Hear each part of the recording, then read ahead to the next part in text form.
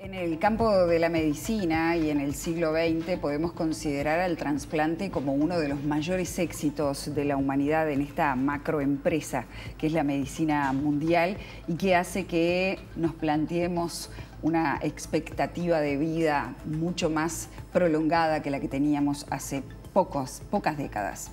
Así que, amigos, es momento de hablar de un tema que requiere algunos elementos bioéticos, filosóficos, técnicos, económicos, sociales, culturales, y es el tema de los trasplantes. Ayer el Instituto Nacional de Donación y Trasplante junto al Ministerio de Salud hicieron una conferencia donde pusieron al día del estado de situación de los donantes en nuestro país y del sistema de trasplante en general. Hubo un avance significativo en nuestro país en cuanto a los trasplantes, tiene que ver con esta ley que les planteábamos recién en este informe de apertura, pero también hay una lista de espera considerable. Vamos a hablar sobre este asunto esta mañana con quien sabe del mismo, que es la doctora Milka Bengoechea. Bienvenida.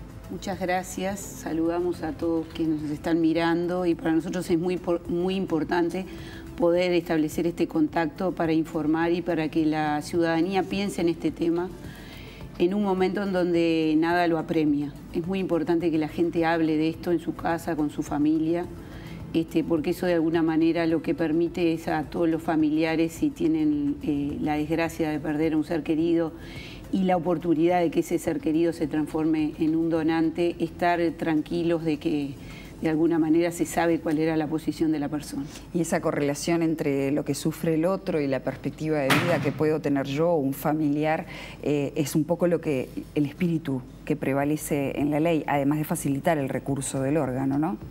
Ni que hablar, nosotros decimos que es un campo de la medicina que es muy particular porque a diferencia de otros, necesita un material que no es propio del ámbito científico, ¿no? Que es el material donado, aquel que es proporcionado por la sociedad, y por eso es tan importante que la sociedad reflexione en torno a esto. A mí no me gusta mucho conversar en términos de hay que ponerse en el lugar del otro, hay que ponerse en el lugar que necesita. Creo que inclusive la población cuando razona en relación a este tema y no lo hace en situación, digamos, en una situación coyuntural muy complicada, lo puede pensar en términos de solidaridad, en términos de grandeza, en términos de la posibilidad de trascender.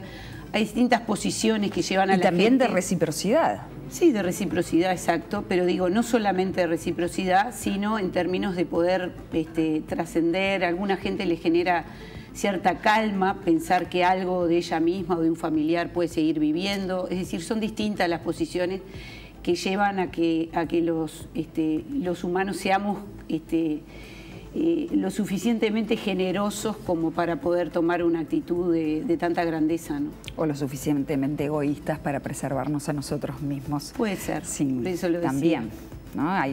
Por eso decía al comienzo que es un poco lo que planteabas, Milka, un planteo bioético acerca de esto, ¿no? Y un planteo filosófico. Hay algunas culturas que entienden que no está bien el poder vivir en otro, hay otras que justamente lo ponderan.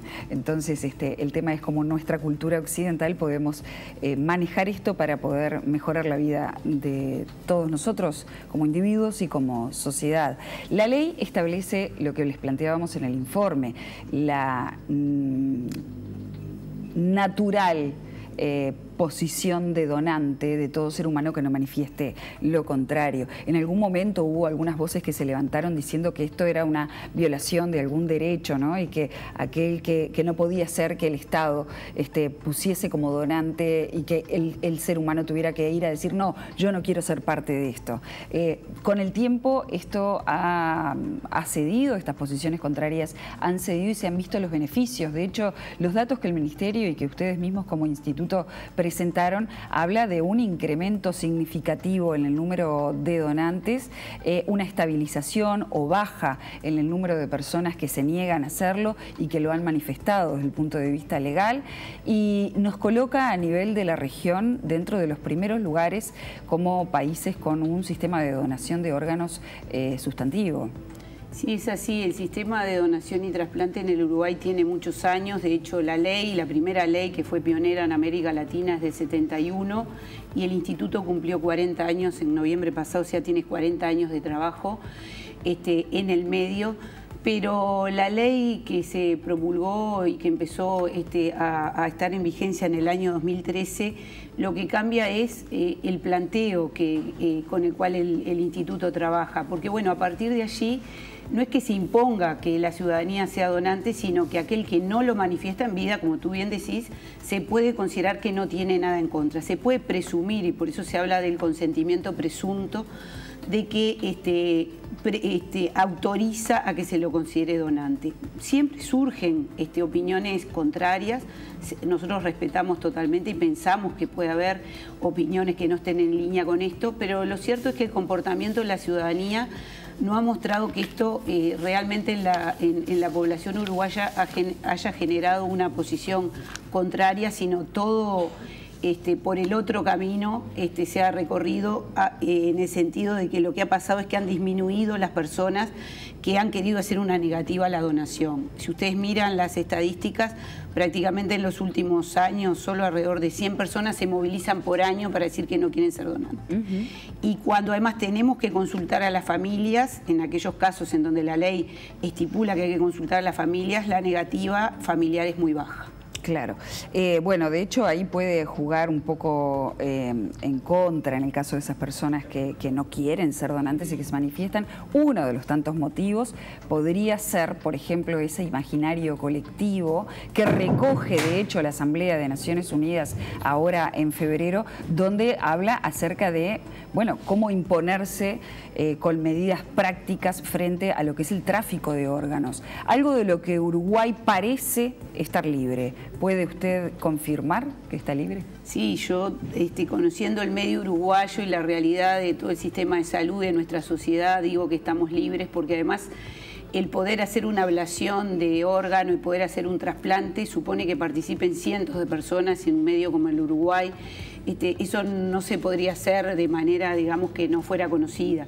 Pero además digo, el hecho de que tengamos los resultados que tenemos por una vía totalmente lícita, transparente, que le da confianza a la ciudadanía, es la mejor manera de luchar contra la posibilidad de que se generen estos mecanismos que por suerte en los países donde hay sistemas desarrollados, digamos, de donación y trasplante no ocurre, como sucede en Europa, como sucede en algunos países de Norteamérica, y justamente son un problema en algunas regiones en donde el sistema de donación y trasplante no está bien organizado, no está maduro, no ofrece la posibilidad a aquellos individuos que necesitan esta alternativa terapéutica. Bien, nosotros cuando vamos a los datos concretos que se aportan desde el Ministerio y desde el Instituto, vemos que Uruguay tiene una tasa de donantes de 23,78 por millón, que la media de América Latina es de 13, lo que nos ubica muy por encima. Argentina y Brasil un poquitito más que nosotros, 15 por millón, pero España anda en el entorno de 45, 46, 47, 48%, dependiendo del año, por millón. Ahora, ¿qué es lo que no estamos haciendo para llegar a esos niveles de excelencia o qué nos está faltando? Primero una pequeña puntualización. Argentina y Brasil no están por arriba, sino por debajo de nosotros. Y cuando nosotros decimos 15, el promedio hicimos Econosur, incluyendo Paraguay y Chile. Ajá. Argentina el año pasado promulgó una ley que llamó la ley Justina, que tiene que ver con una niña que esperaba trasplante cardíaco. Y el año pasado tuvo un año récord, superó los 15, prácticamente tuvo 16 donantes por millón de población. Pero como tú bien dices, si nos comparamos con los que están mejor, con los que son líderes, como es el caso de España, nos falta trabajar mucho, nos falta trabajar más con las instituciones de salud, más con los médicos. Nosotros, de hecho, tenemos un plan de auditorías en aquellos lugares donde se generan las situaciones, donde están los pacientes que fallecen y que tienen posibilidades de terminar siendo donantes, pero tenemos que trabajar más y además tenemos que buscar otras alternativas de donación. En España, hoy en día, 1 de cada 4 donantes no son de órganos, ya no son donantes en muerte encefálica, sino que son donantes en parada cardíaca, en asistolia. Algo que pretende el instituto acá. Algo que el instituto viene estudiando desde hace algunos años, ha presentado algunos proyectos, este año va a reformular un proyecto para empezar con una experiencia piloto. Obviamente esto tiene que pasar por los comités de bioética y tiene que de alguna manera ser comprendido por todo el cuerpo médico y de personal de la salud y también por la sociedad para que realmente rinda sus frutos, ¿no? Milka, hay dos temas que no puedo dejar de preguntarte, a pesar de que ya sé que tengo que cerrar, pero uno, hay una lista de espera, si bien hubo unos 600 trasplantes, tenemos desglosados cuáles fueron los órganos que se trasplantaron, el sistema funciona mucho mejor que antes, hay una lista importante de personas que está a la espera, estoy hablando de casi la mitad de los trasplantados del año pasado. Estoy hablando de más de 300 personas. Yo sé que los tiempos del que espera no son los tiempos del sistema. ¿Se pueden acelerar de alguna manera? Bueno, en realidad los que esperan son más, 350 son los que esperan un trasplante renal y hay alrededor de, entre los que esperan trasplante hepático, pulmonar, hay alrededor de otra centena y además hay 350, 400 personas que esperan un injerto de córnea. Nosotros lo que necesitamos es trabajar mejor con las instituciones, que todo el personal de la salud tenga presente que el tema de la donación y trasplante no es un tema del instituto, es un tema de todos, y que también la sociedad tenga presente este tema, de tal manera que cuando por alguna circunstancia es convocado o tiene que tener una entrevista con el personal del instituto, sabe de lo que estamos hablando y este tema no lo toma de sorpresa, digamos, tiene una posición o por lo menos tiene un conocimiento previo que le permite reflexionar de una manera más profunda. Pero de cualquier manera la ciudadanía uruguaya es solidaria. Está bien, hay mucha solidaridad, pero hay una normativa que establece la obligatoriedad de que las instituciones informen a ustedes, al instituto, de los fallecimientos, y no se cumple. No se cumple cabalmente, o sea, nosotros recibimos alrededor de 6.500, 6.900 notificaciones de fallecimiento por año y es cierto que hay más fallecimientos institucionales que son los que tienen obligación de comunicarse al instituto.